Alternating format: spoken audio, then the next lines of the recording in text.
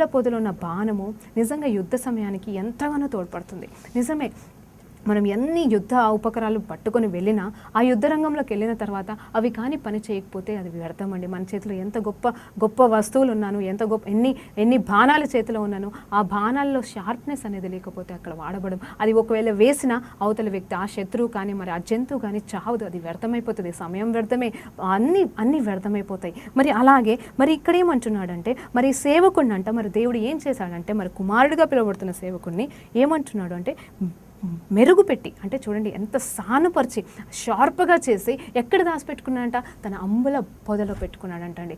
ఎలా దాచిపెట్టుకున్నాడంటే మరి దగ్గరగా పెట్టుకున్నాడంట, తన చేతి నీడలో దాచిపెట్టుకున్నాడంట. మరి ఎలా దాచిపెట్టుకున్నాడు, ఏం చేసి దాచిపెట్టుకున్నాడు, ఎందుకు దాచిపెట్టుకున్నాడు అని ఆలోచన చేస్తూ ఉంటే తన పని కొరకండి. తన పని కొరకు ఎలాంటి పని, ఇదిగో నీలాగా నాలాగా దేవుని సేవ సువార్త ప్రకటించుటకు, దేవుని నామం